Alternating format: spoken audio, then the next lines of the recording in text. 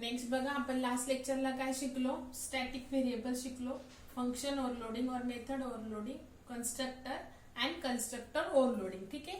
आता आपण इनहेरिटन्स घेऊया. म्हणजे तुम्हाला second classes and object chapter मध्येच बघा जेवढ्या तुम्ही सीपीपी मध्ये कन्सेप्ट शिकलेल्या आहेत तेवढ्या सगळ्या इन्क्लूड केलेल्या आहेत. म्हणजे क्लासेस अँड ऑब्जेक्ट, इनहेरिटन्स, त्याच्यानंतर स्टॅटिक व्हेरिएबल्स, कन्स्ट्रक्टर ओव्हरलोडिंग, हे सगळं तुम्हाला सेकंड चॅप्टर मध्येच टाकलेले. आणि मग थर्ड तुमचं जे डिफरंट कन्सेप्ट आहेत फ्रॉम सीपीपी, मग इंटरफेस वगैरे सुरू आहे. ठीक आहे. तर आणि त्यातले आपण थर्ड चॅप्टर मधलं स्ट्रिंग पण ऑलरेडी घेतलंय बघा. ठीक आहे. फक्त थोडेसे माझे पॉइंट पुढे मागे होतील, पण आपला सगळा सिलेबस वाईज कम्प्लीट होईल सिलेबस. ठीक आहे. नाऊ आता आपण आज बघणार आहे इनहेरिटन्स, जे की आपण सीपीपी मध्ये पण पाहिलं आहे, फक्त ह्याचा सिंटॅक्स वेगळा आहे, रूल सगळे तेच आहेत. ठीक आहे. Inheritance means what? One object of किंवा object of one class will access the properties of object of another class. एका क्लासचा ऑब्जेक्ट दुसऱ्या क्लासच्या प्रॉपर्टीज काय करतं?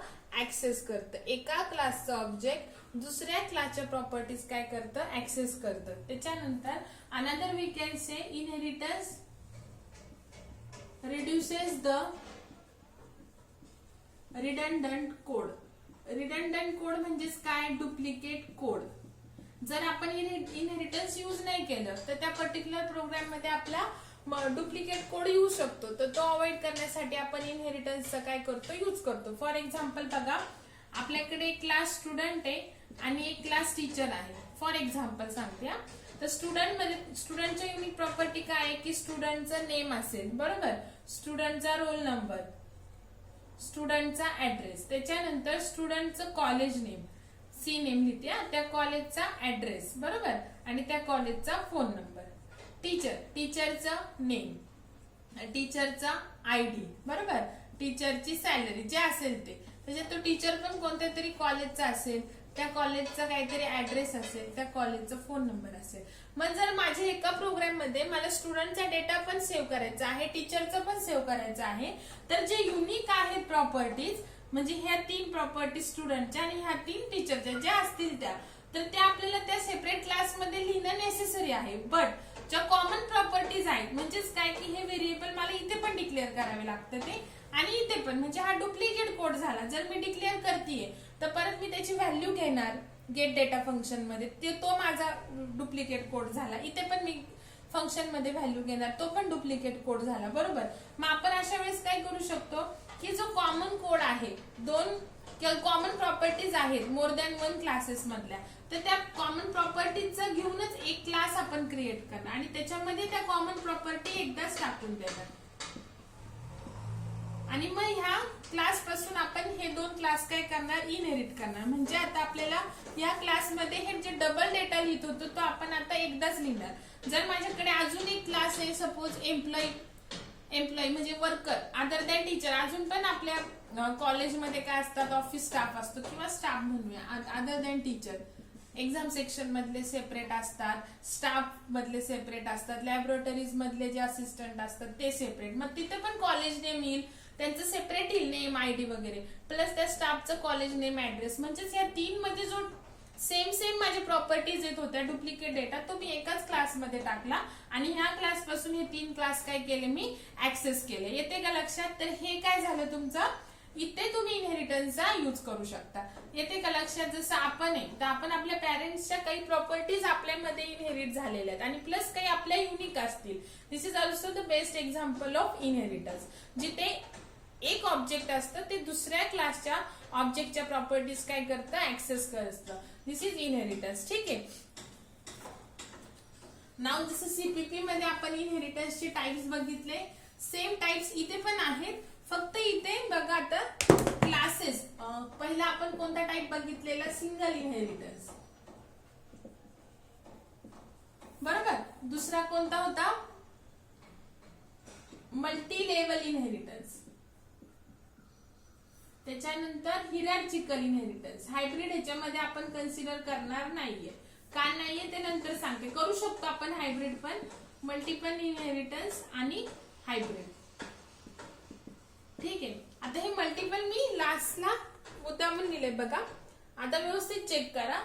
सिंगल इनहेरिटन्स, सिंगल इनहेरिटन्स मध्ये काय असतं, 1 by 1 सांगते. पहिल्यांदा हे आपण क्लासेस अँड ऑब्जेक्ट चॅप्टर मध्ये हे 3 बघणार आहेत आणि थर्ड चॅप्टर मध्ये आपण मल्टिपल आणि हायब्रिड बघणार आहे. का बघणार आहे ते पण सांगते.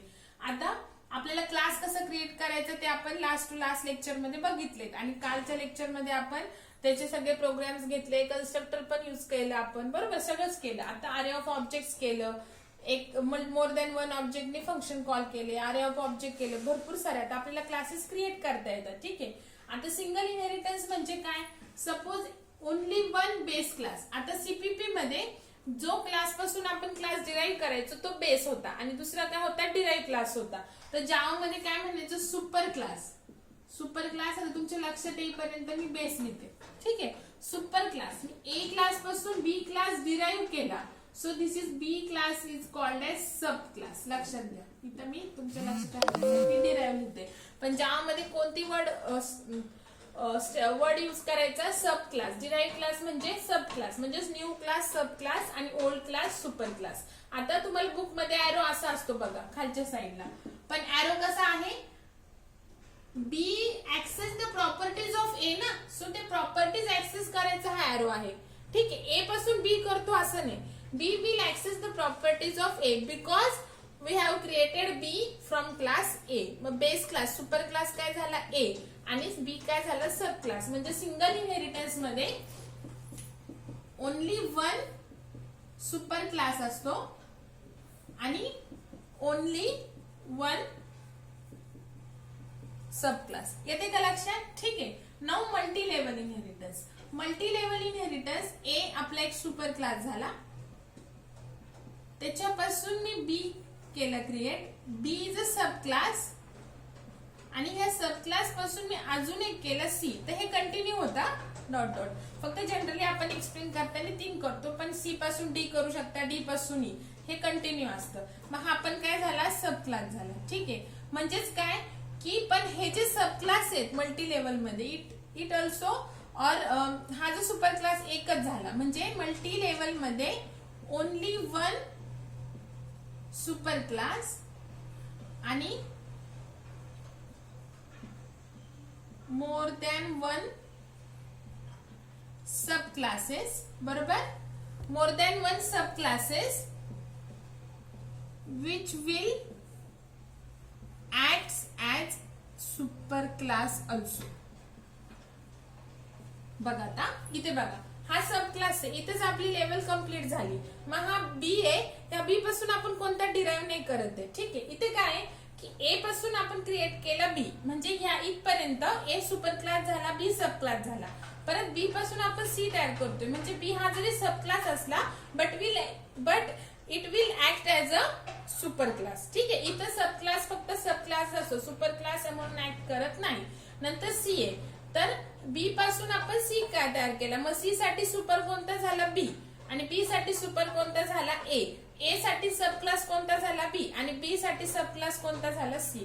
म्हणजे बी जो आहे तो सुपर क्लास म्हणून वर्क करतो सी साठी आणि सब क्लास असतो ए साठी. म्हणजे हा जो सब क्लास आहे तो सुपर क्लास म्हणून पण ऍक्ट ऍज करतो. त्याच्यानंतर सपोज आता मी सी पासून डी केलं, तर हा जो डी आहे सी आहे, तर हा सी सुपर असणार डी चा आणि डी सब असणार सी चा आणि सी सब असणार डी चा. म्हणजे मल्टी लेवल मध्ये काय ओनली 1 सुपर क्लास असतो आणि मोर दॅन 1 सब क्लासेस असतात, but that sub class will act as a super class also. ठीक आहे. Now hierarchical inheritance. हिरार्चिकल मध्ये ओनली 1 सुपर क्लास, एकच सुपर क्लास असणार आणि मोर दॅन 1 सब क्लासेस. ठीक आहे. बी आता आपण एक्सप्लेन करताना कसं करतो थेरी मध्ये, फक्त असं करतो बी आणि सी, पण असं नाहीये नेसेसरी. या लेवलला आपण ए पासून B C D more than 2 पण करू शकतो. ठीक आहे. मग आता ह्याच्यामध्ये काय असतं, ओनली 1 सुपर क्लास आणि मोर दॅन 1 एकापेक्षा जास्त सब क्लासेस. एकापेक्षा जास्त लिहिते. जर एकच सब क्लास असेल तर तो काय झाला, सिंगल सिंगल झालं. पण एकापेक्षा जास्त जर सब क्लासेस असतील आणि ते सुपर क्लास म्हणून ऍक्ट करणार नाही, इथंच लेवल त्यांची कंप्लीट झाली. सो हे झालं हिरार्चिकल इनहेरिटन्स. हिरार्चिकल इनहेरिटन्स येते का लक्षात? ठीक आहे. मग हे आधी मी हे 3चे तुम्हाला प्रोग्राम दाखवते. त्याच्यानंतर मल्टिपल इनहेरिटन्स युजिंग क्लासेस जावा मध्ये सपोर्ट करत नाही. मग थर्ड चॅप्टर आपला इंटरफेस आहे. तर युजिंग इंटरफेसेस अँड क्लासेस बोथचा यूज करून आपण मल्टिपल इनहेरिटन्स करू शकतो. ठीक आहे. पण मग का नाही करू शकत क्लासेसने? सीपीपी मध्ये तर करतो. मग त्याच्यासाठी आधी पहिल्यांदा हे 3 आपण बघून घेऊ. मग मी तुम्हाला सांगते की only using classes why multiple inheritance is not possible in Java. मग त्याच्यानंतर मग तुम्हाला कळेल की मग त्याच्यासाठी आपल्याला इंटरफेसची गरज लागते. म्हणून हे आपल्याला, आणि हायब्रिड मध्ये तुम्हाला माहितीये सगळ्यांचं कॉम्बिनेशन असतो. सो त्याच्यामध्ये मल्टिपल येणार आहे. सो हायब्रिड पण मल्टिपल आणि हायब्रिड हे आपण नेक्स्ट चॅप्टर मध्ये बघणार आहे जेव्हा आपल्याला इंटरफेस येईल. ठीक आहे. तर आज आपण हे तिन्ही पण बघणार आणि प्लस मल्टिपल इनहेरिटन्स का पॉसिबल नाहीये जावा मध्ये युजिंग ओनली क्लासेस ते बघणार आहे. ठीक आहे. तर पहिले आपण सिंगल इनहेरिटन्सचा प्रोग्राम बघू. आणि तुम्हाला जावा मध्ये सगळं पब्लिकलीच इनहेरिट करायचंय. सो प्रायव्हेट प्रोटेक्टेड असं काहीच नाहीये कोर जावा मध्ये. सो आपल्याला पब्लिकनीच म्हणजे बाय डिफॉल्ट पब्लिक पण यायची गरज नाही, कारण बाय डिफॉल्ट जावा मध्ये काय असतं पब्लिकच असतं. सो तुम्हाला पब्लिक केलाय का प्रायव्हेट आणि प्रोटेक्टेड तर नाहीच आहे, पण पब्लिक सुद्धा स्पेसिफाय करायची गरज नाही. मी तुम्हाला ते क्लास डिक्लेरेशन करताना सांगितलं आहे काय की पब्लिक तुम्ही जरी नाही लिहिलं तरी बाय डिफॉल्ट क्लासचे जे मेंबर्स असतात ते पब्लिकच असतात. ठीक आहे. आता जो क्लास आपण आता आपल्याला सिंपल क्लास कसा डिक्लेअर करायचा माहितीच आहे, तोच आपला बेस क्लास असणार आहे. पण आता आपल्याला सब क्लास कसा क्रिएट करायचा त्याचा सिंटॅक्स आहे बघा. क्लास कीवर्ड, त्याच्यानंतर सब क्लास नेम, सेम क्लास नेमला सेम रूल फॉलो करायचे जे आपण क्लास नेम साठी मी तुम्हाला सांगितले आहे. एक्सटेंड्स कीवर्ड, कोणतं कीवर्ड? एक्सटेंड्स कीवर्ड, त्याच्यानंतर सुपर क्लास नेम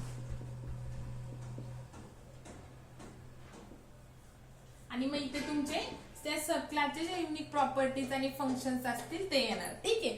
आता सध्या आपण काय करणार आहे? सध्या आपण सगळ्या क्लासमध्ये वेगवेगळे फंक्शन घेणार आहे. ठीक आहे.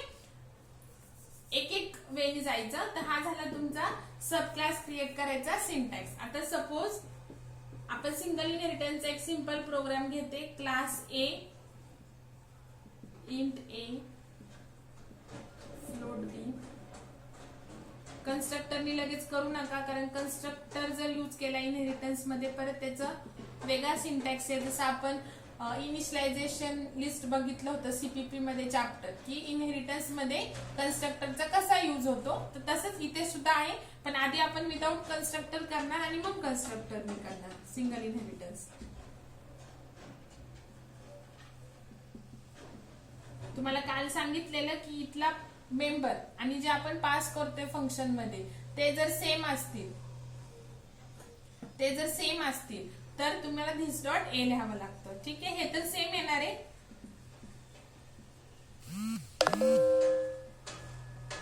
पुट डेटा एसओपी ए आणि SOP B. Super class complete. आता क्लास बी बघा. Sub class sub class name. Class B is my sub class name. Extends keyword आणि ते सुपर क्लास नेम. आणि बाय डिफॉल्ट सगळं पब्लिकनीच इनहेरिट होणार. आता बी क्लासचे जे मेंबर्स असतील ते सपोज मी इंट सी लिहिलं आणि कॅर डी लिहिलं. ठीक आहे. इथले ए बी लिहू नका, कन्फ्युजन होणार नाही. आणि परत गेट डेटा यूज करू नका, कारण की हे जर सेम असेल तर काय होतं तर ते पण तुम्हाला सांगते. फक्त सध्या तुम्ही लिहू नका, एका एका आपण कन्सेप्टने जाऊयात पुढे. आता मी इथं गेट लिहिते इंट सी आणि कॅर डी. मग this dot C is equal to C and this dot D is equal to D. त्याच्यानंतर वॉइड पुट.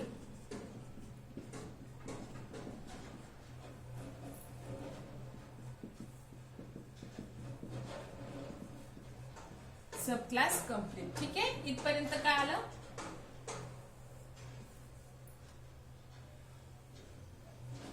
रफ करते. आता ह्याच्यानंतर वरती क्लास लिहिलेला आहे, class F suppose. Third class तर असेलच ना आपला, पण आपलं इनहेरिटन्स एवढंच आहे आणि थर्ड क्लास जो आहे तो फक्त मेन साठी आहे. ठीक आहे. आता तुम्हाला माहितीये काय की जेव्हा इनहेरिटन्स असतो, सध्या आपलं इनहेरिटन्स कसं आहे की आपण ए पासून बी डिराईव्ह केला, म्हणजे लास्ट लेवलचा क्लास कोणता आहे, बी आहे. सो आपण ऑब्जेक्ट कोणाचं क्रिएट करणार, बीचं. ठीक आहे. आता बघा ए क्लासचे मेंबर सध्या आपण फक्त फंक्शन ऍक्सेस करतो, सो गेट डेटा आणि पुट डेटा आहे. आणि बी चे काय, गेट आणि पुट, पण बी आपण ए पासून एक्सटेंड केलेला आहे. सो बी चे गेट आणि पुट हे दोन फंक्शन आहेच आहेत, आणि प्लस कोणते फंक्शन इनहेरिट झाले, गेट डेटा आणि पुट डेटा. म्हणजेच बी च्या ऑब्जेक्टनी तुम्ही get, put, get data, put data हे चारही फंक्शन कॉल करू शकता. बट ए च्या ऑब्जेक्टनी तुम्ही फक्त हे दोनच फंक्शन कॉल करू शकता. ठीक आहे. पण आपण जेव्हा इनहेरिटन्स यूज करतो तेव्हा जो लास्ट लेवलचा क्लास असेल त्याचा ऑब्जेक्ट तयार करतो. So b one is equal to new B. हा आपलं झालं ऑब्जेक्ट डिक्लेरेशन आणि इनिशियलायझेशनचं सिंटॅक्स. आता पहिले मी ए बी ची व्हॅल्यू घ्यायची मला. So B1 dot gate data आणि इथे मी टाकलं 10,20. ठीक आहे. नाऊ B1 डॉट गेट पहिल्यांदा व्हॅल्यू घेते. इथे टाकलं सपोज 30. फ्लोट आहे ना इथं बी, सो इथं इंट लिहिलंय, इथं फ्लोट लिहा.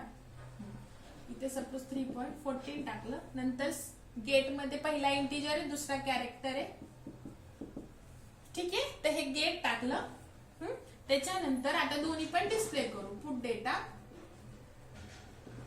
आणि B1 dot put, main complete आणि क्लास कम्प्लीट. पहिल्यांदा हा क्लास, मग हा आणि मग हा. ठीक आहे. आता प्रोग्राम रन केला तर पहिले कंट्रोल मेन कडे आला. बी ऑब्जेक्ट आहे. आता बी मध्ये बघा कोणते कोणते व्हेरिएबल झाले, ए बी सी आणि डी. बिकॉज हे सगळे पब्लिकच आहेत.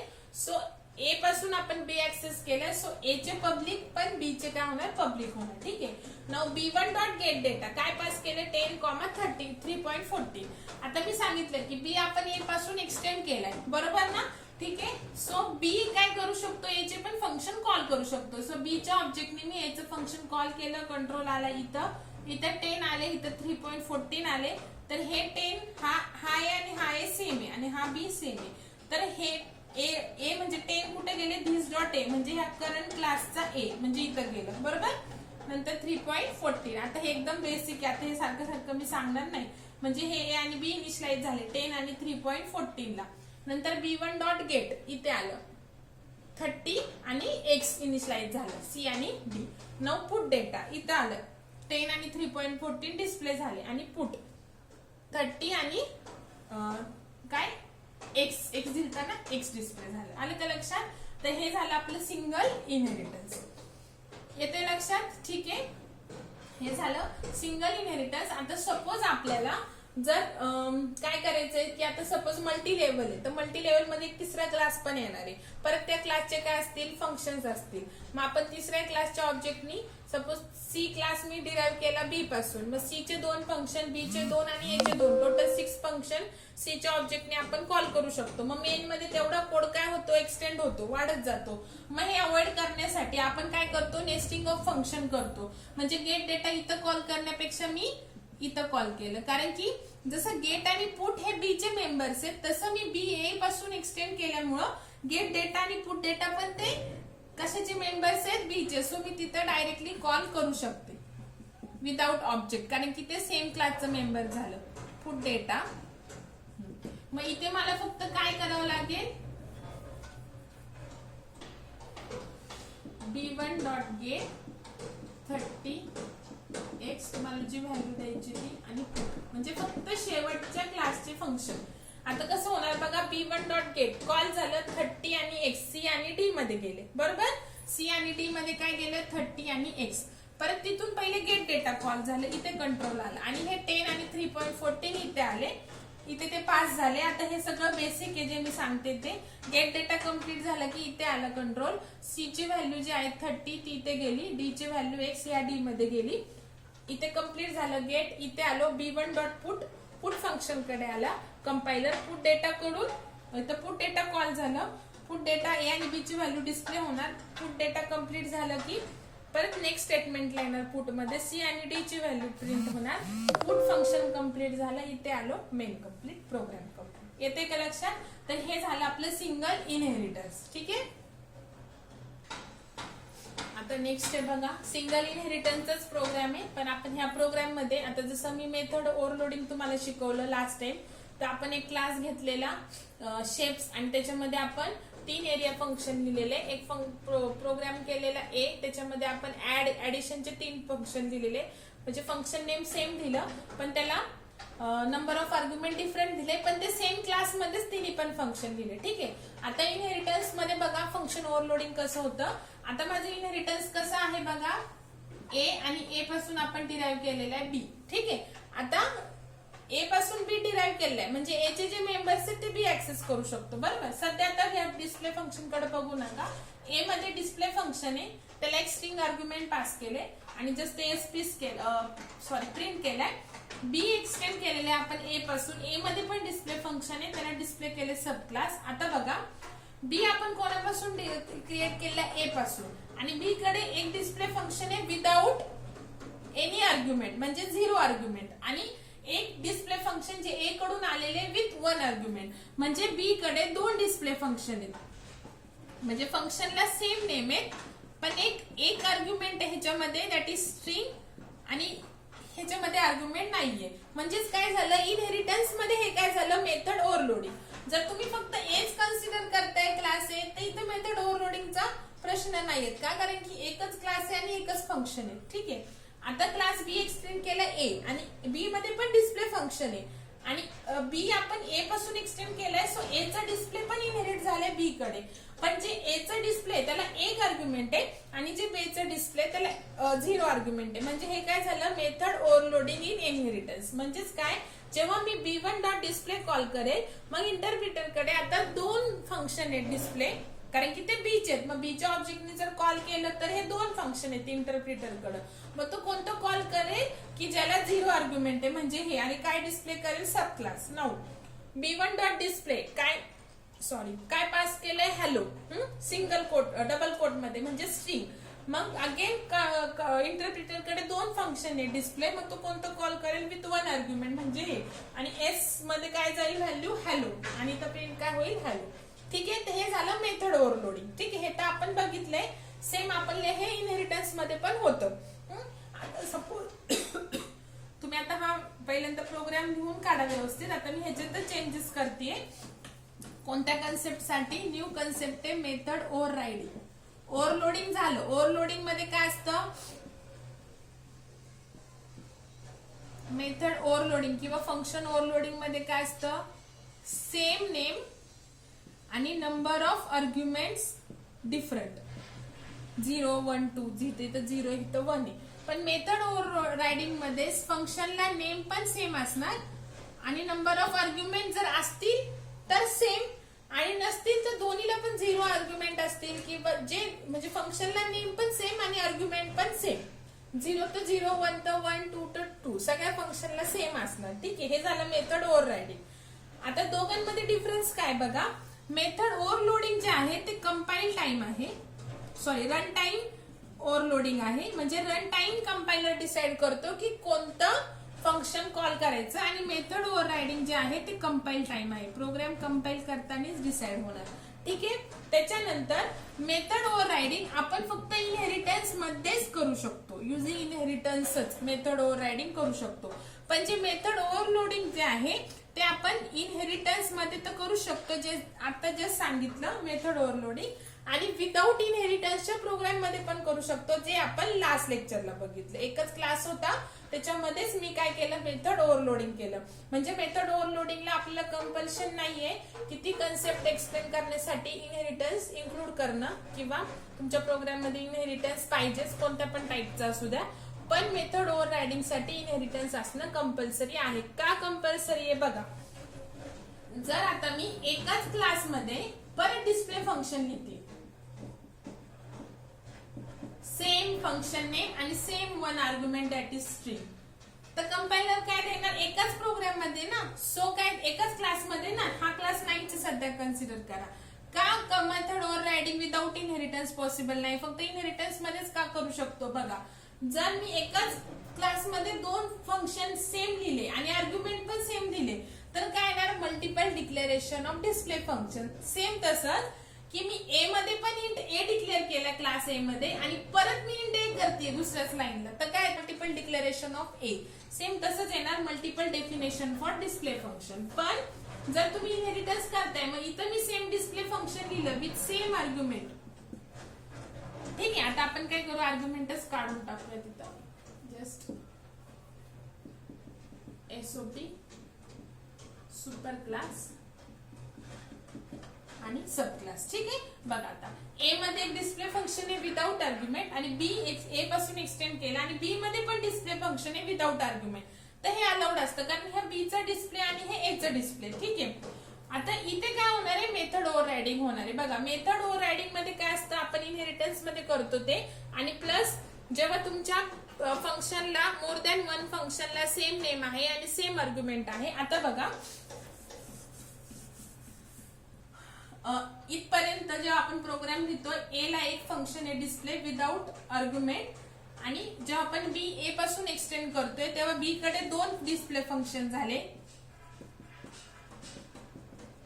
सपोज हे ए चं फंक्शन आहे जे की इनहेरिट झालंय आणि हे त्याचं स्वतःचं फंक्शन आहे, बरोबर. हे फंक्शन ते आहे आणि हे ए कडून इनहेरिट. मगाशी पण दोन होते पण इथे एक आर्ग्युमेंट होतं. सो इथं कंपायलरला काहीच कन्फ्युजन झालं नाही की कोणतं कॉल करायचं, बिकॉज एका डिस्प्लेला एक आर्ग्युमेंट आहे दुसऱ्याला 0 आहे. ठीक आहे, पण आता बी कडे दोन डिस्प्ले फंक्शन आहे ज्याला सेम नेम आहे आणि सेम नंबर ऑफ आर्ग्युमेंट आहे, दॅट इज 0. ठीक आहे, मग आता जेव्हा मी इथे कॉल करेल डिस्प्ले फंक्शन तेव्हा आता कंपायलर कोणतं कॉल करेल, बी क्लासच. म्हणजे मेथड ओव्हररायडिंग तुम्ही एकतर इनहेरिटन्स मध्ये यूज करता, म्हणजेच काय सब क्लास मध्ये सेम फंक्शन असणार आहे जे की सुपर क्लास मध्ये आहे with same number of argument.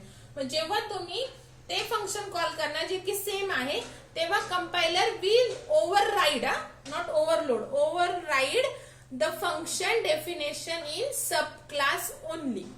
जर तुम्हाला रिस्ट्रिक्ट करायचंय काय की सब क्लास आणि सुपर क्लास मध्ये जर सेम फंक्शन असेल आणि जर ते फंक्शन जर कॉल केलं तर सब क्लासच फंक्शन कॉल झालं पाहिजे, एक्झिक्यूट झालं पाहिजे, त्या केसमध्ये तुम्ही काय यूज करणार, ओव्हररायडिंग.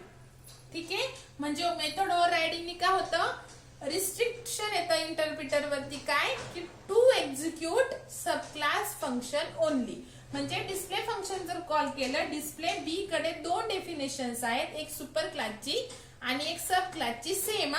मग अशी का कन्फ्युज नाही झालं, कारण ए च्या ह्याला स्ट्रिंग होतं, सो इथे स्ट्रिंग पास केलं होतं हॅलो, सो ए च झालं. पण आता इथे दोन्हीकडे पण आर्ग्युमेंट नाहीये, मग कंपायलर काय करणार, ओव्हरराइड करणार सब क्लास फंक्शन ओनली. म्हणजे इथं काय डिस्प्ले होणार, सब क्लासच डिस्प्ले होणार, सुपर क्लास डिस्प्ले होणार नाही. So this is method overriding. ठीक आहे, बघा नेक्स्ट आहे मल्टी लेवल इनहेरिटन्स. आता मल्टी लेवल तुम्हाला मी एक्सप्लेन करतेय. हिरार्चिकल इनहेरिटन्स साठी प्रोग्राम देते, तेवढा करायचा आहे युजिंग. आता ह्या पॉइंट नंतर कारण की इझी एकदम हिरार्चिकलचा तुम्हाला एक प्रोग्राम देते, तो तुम्ही फक्त करा म्हणजे तुम्हाला एक्सटेंड वगैरे आता करता येतं. हिरार्चिकल म्हणजे काय, एक बेस असेल आणि त्याच्यापासून दोन आपण क्लास डिराईव्ह करणार आहे, मिनिमम 2. ठीक आहे, त्याच्यापेक्षा जास्त शक्य तुम्हाला येत नाही, पण मी तुम्हाला एक एक्झाम्पल देते, तेवढं फक्त तुम्ही मला प्रोग्राम बुक वरती लिहून तेवढा तुम्ही फक्त मला फोटो सेंड करा. ठीक आहे, 9 बघा आता आपण कसा मल्टी लेवल इनहेरिटन्स केलाय बघा. स्टुडंट क्लास पासून आपण मार्क्स क्लास डिराईव्ह केलाय आणि मार्क्स पासून आपण डिराईव्ह और एक्सटेंड केलाय आणि मार्क्स पासून आपण रिझल्ट क्लास केलाय. ठीक आहे, सो आपण मेन मध्ये ऑब्जेक्ट कोणाचं करणार, रिझल्ट क्लासचं करणार. ठीक आहे, आता बघा स्टुडंटच्या प्रॉपर्टीज मार्क्स ऍक्सेस करणार, म्हणजे मार्क्स कडे त्याच्या स्वतःच्या प्रॉपर्टीज प्लस स्टुडंटच्या आहेत, आणि रिझल्ट मार्क्स ऍक्सेस करणार म्हणजेच तो कोणाच्या करणार, स्टुडंटच्या पण करणार, कारण की मार्क्स कडे ऑलरेडी स्टुडंटच्या प्रॉपर्टीज आहेत. ठीक आहे, मग बघा स्टुडंट मध्ये मी रोल नंबर आणि नेम घेतलाय, त्यांची व्हॅल्यू घेण्यासाठी एक डिस्प्ले करण्यासाठी फंक्शन. मार्क्स एक्सटेंड केला स्टुडंट पासून, नाव त्याच्यामध्ये 3 सब्जेक्टचे मार्क्स घेण्यासाठी एक फंक्शन आणि डिस्प्ले करण्यासाठी एक फंक्शन.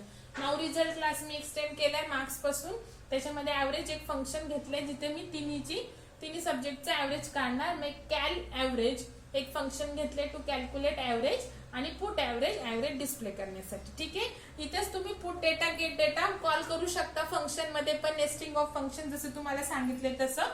जर तुम्हाला ते नसेल जास्त म्हणजे ते जास्त तुम्हाला अवघड जात असेल तर डायरेक्टली तुम्ही असं कॉल करा. तर पहिले मी मार्क्स शेवटच्या सॉरी रिझल्ट क्लास आहे ना, इथं रिझल्ट M1 मी ऑब्जेक्ट घेतलंय M1 रिझल्ट क्लास. तर शेवटच्या लेवलच्या क्लासचा ऑब्जेक्ट घ्यायचा. ठीक आहे, आणि M1 डॉट गेट डेटा म्हणजे हे फंक्शन कॉल होणार, कारण रिझल्ट कडे स्टुडंटचा पण डेटा येणार आहे थ्रू मार्क्स. बरोबर, तिथं 10 आणि ABC जाणार रोल नंबर आणि नेमला. गेट 30 60 90 गेट फंक्शन सब्जेक्ट 1 ला S1 ला 30 60 90 जाणार. कॅल्क्युलेट ऍव्हरेज कॅल्क्युलेट होणार एव्हीजी मध्ये. Put data roll number name display होणार. पुट तिन्ही सब्जेक्टचे मार्क्स डिस्प्ले होणार आणि पुट ऍव्हरेज डिस्प्ले होणार. सिंपल आहे. ठीक आहे, तर हे झालं आपलं मल्टी लेवल इनहेरिटन्स. ठीक आहे, आता ह्याच्यानंतरचा पॉइंट काय, why Java is not supporting multiple inheritance using classes only. ठीक आहे, ते बघू. आणि उद्याच्या लेक्चरला आपण सिंगल इनहेरिटन्स, मल्टी लेवल आणि हिरार्चिकलचं तुम्ही युजिंग क्लासेस करा. आणि उद्या आपण हे तिन्ही पण युजिंग कन्स्ट्रक्टर बघू कसं करायचं ते. ठीक आहे, आता ह्याच्यानंतरची कन्सेप्ट की मल्टिपल इनहेरिटन्स जावा का सपोर्ट करत नाही.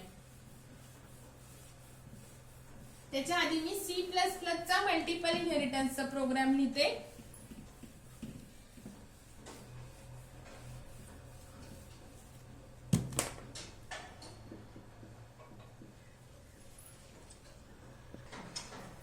आता बघा मल्टिपल इनहेरिटन्सचा हा CPP चा प्रोग्राम आहे. आता पहिल्यांदा बघा हा कसा मल्टिपल इनहेरिटन्स, A आणि B हे दोन सेपरेट क्लास आहेत आणि ह्या दोघांपासून मी C क्लास डिराईव्ह केलेला आहे. म्हणजे C मध्ये प्रॉपर्टीज असतात A आणि B च्या. A आणि B चं काहीही रिलेशन नाही. ठीक आहे, आता बघा ह्या प्रोग्राम मध्ये मेथड ओव्हररायडिंग आहे. बघा आता A मध्ये डिस्प्ले फंक्शन आहे विदाउट आर्ग्युमेंट, B मध्ये पण डिस्प्ले फंक्शन आहे. सध्या या दोघांचं काहीच रिलेशन नाही कारण हे दोन्ही पण सेपरेट क्लास आहे, ते कोणापासून डिराईव्ह केलेले नाही. 9 C क्लास मी डिराईव्ह केलेला आहे A आणि B पासून. बरोबर, म्हणजे हे झालं. आणि त्याच्यात पण कोणतं फंक्शन आहे, डिस्प्ले. म्हणजे C कडे आता 3 डिस्प्ले फंक्शन आले. एक त्याचं स्वतःच एक डिस्प्ले फंक्शन B पासून आलेलं आणि एक डिस्प्ले फंक्शन A पासून आलेलं. बरोबर, सेम फंक्शन नेम आणि सेम आर्ग्युमेंट दॅट इज 0. पण जेव्हा मी C1 डॉट डिस्प्ले करणार तेव्हा कोणतं कॉल करणार, मेथड ओव्हररायडिंग सब क्लास म्हणजे डिराईव्ह क्लासच कॉल करणार. कारण की C कडे 3 डिस्प्ले फंक्शन आहेत, एक त्याचं स्वतःच, एक B कडून आलेलं आणि एक कडून आलेलं. म्हणजे जेव्हा मेथड ओव्हररायडिंग असते तेव्हा कंपायलर काय करतो की जो डिराईव्ह क्लास ज्याच्या ऑब्जेक्टने तुम्ही कॉल केलेले त्याचंच डिस्प्ले फंक्शन काय कॉल करणार. ठीक आहे, तर इथं काहीच प्रॉब्लेम नाही.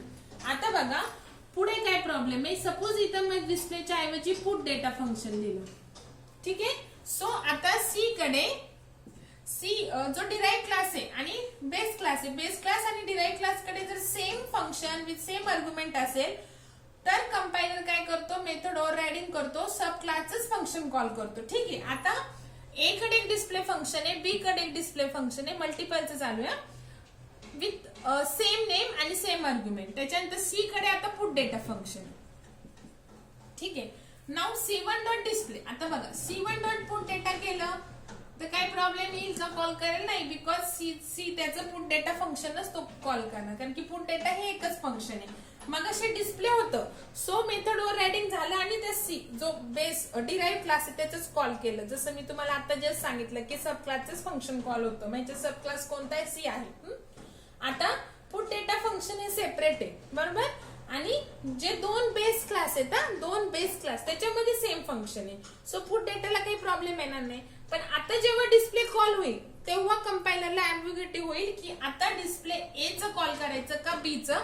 कारण की जर C कडे पण डिस्प्ले तर कंपायलर C चं करतो कॉल. ठीक आहे, कारण की त्याच्याकडे तो ऑप्शन आहे ओव्हररायडिंगचा. पण आता बेसचं ओव्हररायडिंग होऊ शकत नाही कारण ओव्हररायडिंग नेहमी डिराईव्ह क्लासच होतं. आता डिराईव्ह क्लासकडे तर डिस्प्ले फंक्शनच नाहीये. आता जे C कडे डिस्प्ले फंक्शन आलेले आहेत दोन ते A आणि B कडून आलेले आहेत. बरोबर, मग आता कंपायलरला अँबिग्युइटी होणार की नेमकं हे डिस्प्ले फंक्शन कशाचं कॉल करायचं. ठीक आहे, तर ही जी अँबिग्युइटी आहे ही रिझॉल्व्ह होती C++ मध्ये. हे मी तुम्हाला तेव्हा पण सांगितलेलं की C1 dot A scope resolution display. ही अँबिग्युटी कशी रिझॉल्व्ह होती? स्कोप रिझोल्युशन ऑपरेटरने. बघा, डिस्प्ले फंक्शन कॉल होणार C1 नी, पण कोणत्या क्लासचं? A क्लासचं. डिस्प्ले फंक्शन कॉल होणार C1 नी, पण कोणत्या क्लासचं? B क्लासचं. So this is the way, by using this way कंपायलरची जी अँबिग्युटी आहे, जो प्रॉब्लेम झालेला आहे तो we can solve using the class name and the scope resolution operator. पण ही जी अँबिग्युटी, ही सेम अँबिग्युटी, म्हणजे दरवेळेस असं नाहीये होणार की A आणि B मध्ये सेम असतील आणि C आपण डिराईव्ह केला, पण असं होऊ शकतं इन फ्युचर मध्ये. म्हणजे जेव्हा आपण कोणता पण प्रॉब्लेम किंवा आपण जेव्हा अल्गोरिदम लिहितो, लॉजिक लिहितो, ते असं असलं पाहिजे की ऑल केसेस साठी ते व्हॅरी झालं पाहिजे, बरोबर की नाही? त्याचा रिझल्ट हा ऍक्युरेट आला पाहिजे. म्हणजे दरवेळेस सेम फंक्शन असतील असं नाही, पण असले तर दोन म्हणजे मल्टिपल इनहेरिटन्स म्हणजे काय? मल्टिपल बेस आणि ओनली वन डिराईव्ह. तर त्या मल्टिपल बेस मध्ये जर सेम फंक्शन आलंच फ्युचर मध्ये, तर ती अँबिग्युटी रिझॉल्व्ह होते C++ मध्ये.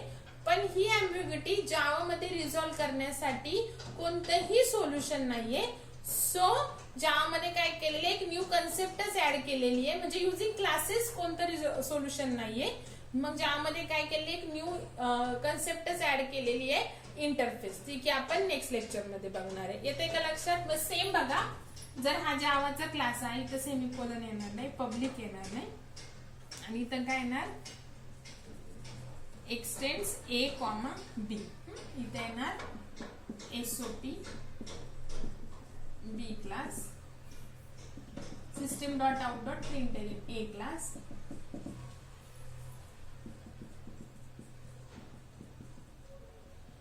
इथं फक्त ऑब्जेक्ट क्रिएट करताना इक्वल टू न्यू C, बरोबर.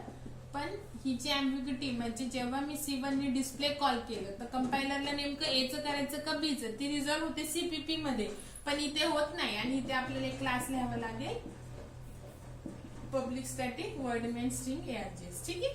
तर ही रिझॉल्व्ह होत नाही, तर मग हे रिझॉल्व्ह करण्यासाठी आपल्याकडे कोणती कन्सेप्ट आहे? इंटरफेस, जी की आपण नेक्स्ट चॅप्टर मध्ये बघणार आहे. मग तिथं कसं सॉल्व्ह होतं त्याच्यासाठी हा प्रॉब्लेम लक्षात ठेवा नेक्स्ट लेक्चर पर्यंत, की हाच हे सोल्युशन आपण, म्हणजे हा जो प्रॉब्लेम आलेला आहे तर त्याला इंटरफेस कसं सॉल्व्ह करतो, आणि युजिंग इंटरफेस आपण कसं मल्टिपल इनहेरिटन्स करतो. म्हणजे ज्यामध्ये काय अलाउड नाहीये, at a time more than one classes extend करणं हे जावामध्ये अलाउड नाहीये. तुम्ही जावामध्ये फक्त ऍट अ टाइम एकच क्लास एक्सटेंड करू शकता. मोर दॅन वन क्लासेस एक्सटेंड करणं हे जावामध्ये अलाउड नाहीये. का? कारण की तुम्हाला हे रिझन सांगितलं आहे की ही अँबिग्युटी फ्युचर मध्ये येऊ शकते, आणि this ambiguity for this resolution of ambiguity there is no way in Java. ठीक आहे.